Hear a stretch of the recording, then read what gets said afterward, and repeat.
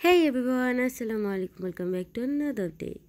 তো আজকে হচ্ছে আমার ছোটো দাওয়ারের বার্থডে, তার জন্য রেডি হবে, কিন্তু বাইরে তো ঝুম বৃষ্টি হইতেছে, তাও বৃষ্টির মধ্যে যাইতে হবে। তো এই হচ্ছে আজকে আমার আউটফিট। আমি একটা ব্ল্যাক 2 পিস পরছি, যেটা অনেক সুন্দর।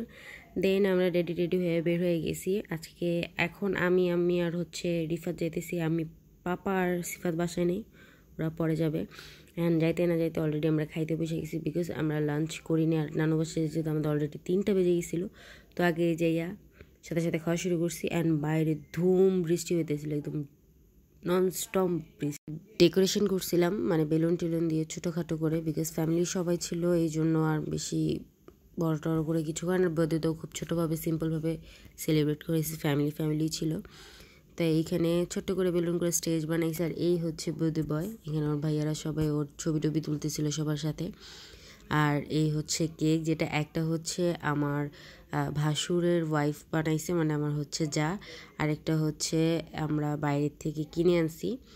অ্যান্ড এই হচ্ছে বার্থডে।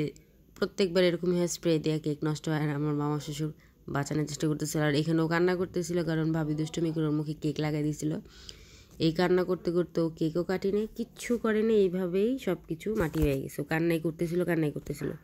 তো এই জন্য পর আর কিছু করা হয়নি। আমরাও কেক টেক খায় নাস্তা টাস্তা করে বাসে চলে আসছি। তো আজকের ভিডিওটা এই পর্যন্ত। ইনশাল্লাহ নেক্সট ভিডিওতে আবার দেখা হবে। আল্লাহ হাফেজ।